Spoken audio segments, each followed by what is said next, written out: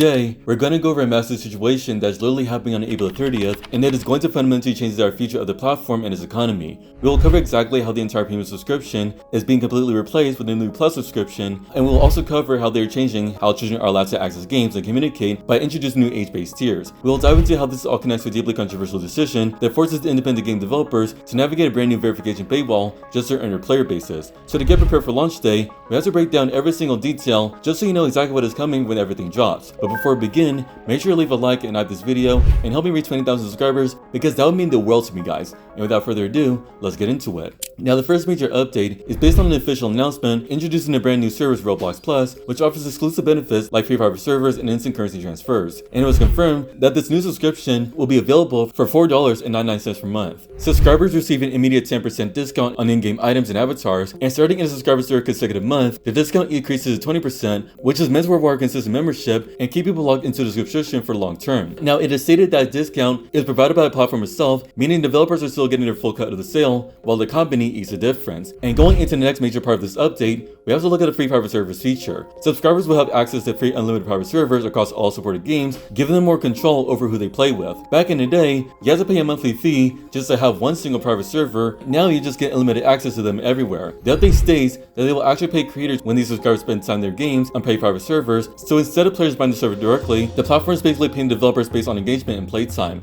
But now, this is where things get very interesting for the upcoming update because they're introducing direct currency transfers with zero transaction fees. Sending funds is going to be an exclusive Plus subscriber benefit, while the people receiving it do not even need to be on the subscription themselves. Transferring funds has always been exhausting because you had to rely on group payouts or lose 30% in marketplace fee. Now, with a Plus subscription, they're letting you send it directly to your friends with absolutely zero fees. However, to help keep transfers secure, parent or caregiver approval is required every single time younger users send or receive funds. Users must be age checking over the age of 18 before they can send or receive without parental approval. Despite all these new additions, we have to go over the consequences of what happened to the older system. Under the section titled Building for the Future, it states that with the rollout of Plus, they will no longer offer new signups for the existing premium subscription. Existing members can continue the membership and opt into a free 1-month trial to stack on top of it. However, starting on May 30th, they will officially discontinue the 10% bonus on additional purchases for premium subscribers and completely remove the premium logo. They're essentially forcing everyone to eventually migrate over by stripping away the major benefits of the old system. And that means the long-time users who relied heavily on that specific perk for their trading and purchasing are definitely going to feel entirely alienated by this forced transition. By transitioning the user base into this new ecosystem, they're establishing a framework for something much larger, which leads us to how they're now introducing two brand new age-based accounts for younger users. When these roll out in early June, they will strictly align content access and communication settings with the user's actual age. So the first tier is based on the kids accounts, which are automatically assigned to users ages 5 to 8. For these accounts, access will be strictly limited to games with a minimal or mild content maturity label. Moving on to the select accounts, we can see these are meant for users ages 9 to 15.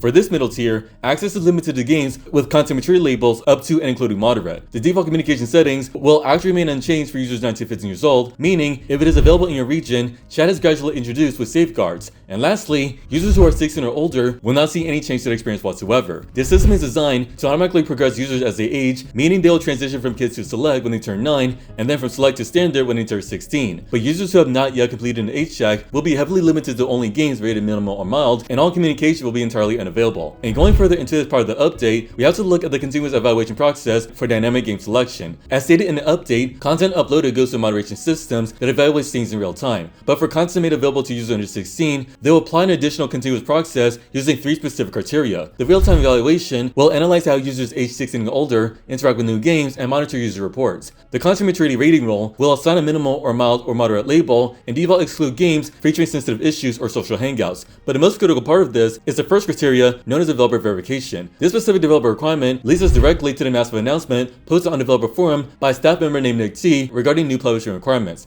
On May 19th, they are making a change to the publishing model by adding new requirements to help keep users under 16 safer. They laid out 3 different tiers of publishing, starting with the first tier that allows anyone to publish for personal use. The second tier is publishing to 16 plus and trusted friends, which requires you to complete age check and have an account in good standing for at least 2 days. The third third tier is where things get pretty jarring, because to publish a game that reaches users of all ages, you must meet the previous requirements and be ID verified and have two-factor authentication set up and have an active Plus subscription, and coupled with the fact that your game must also complete that new evaluation process. They acknowledge that adding the subscription requirement is a significant change, so they're covering the cost of it for about 100,000 existing creators for the next 6 months. To be eligible, at least one game you own must have 100 hours of playtime over the last 30 days and no major violations. They also detailed that the new evaluation process, where games published by creators, meeting the all ages requirements, will first be trialed with age-check users above age 16, and once successfully completed, your game will be available to users under 16. So when you look at how the community is dealing with these changes, there are major problems surfacing. On the developer forum, a programmer named Nexus went off claiming they not only need to ID verify, but they need to pay a monthly subscription for most of the audiences to play their games. They refuse to move to a cash flow negative of $60 a year just to keep all games alive, calling the update corporate greed.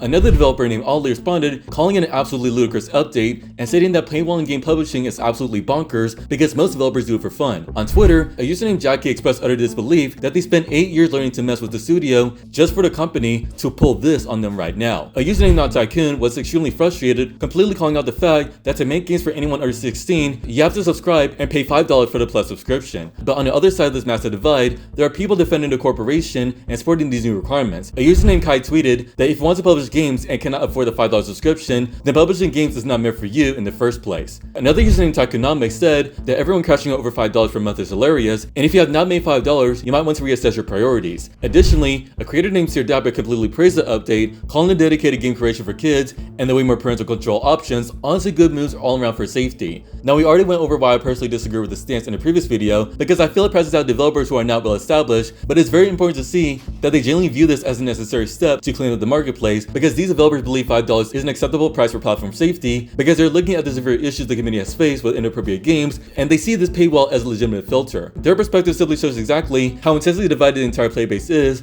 as we head to this massive transition. What this entire update means for everyone moving forward is that the landscape of the platform is permanently shifting forever. April 30th is the day the old economy dies, and the new safety-focused and subscription-heavy era officially begins. And that means that the fundamental core of the platform is evolving from an entirely open, free-to-grade sandbox into a highly regulated ecosystem where making games and getting them visible to regular players are tied directly to verifying with the government information. And honestly, in my opinion, this is something that does not sit with me at all. Because while I completely understand the very big need for better safety measures, the fact that they're gatekeeping how individual creators can express their creativity behind a recurring monthly fee feels so out of touch. The entire point of this platform was that absolutely anyone could open Roblox Studio and build something massive from scratch, even if they had $0 in their bank account. And I mean, so many massive and awesome games were built by developers who were just messing around after school without a budget. By forcing an ID verification and a paywall just to reach the main audience, not only are they stopping bad actors, but unfortunately, they are crushing the next generation of young independent creators who are just trying to get their foot through the front door. But it seems this date marks a point of no return for these massive changes. So I really love to hear what you guys think about all this massive news dropping so soon. Are you planning on upgrading to a new subscription right on launch day? Or are you entirely against this new ecosystem? Let me know in the comments down below. And before I end this video, I want you guys to make sure to click the like button and like this video, and help me get to 20,000 subscribers before next year. And with that being said,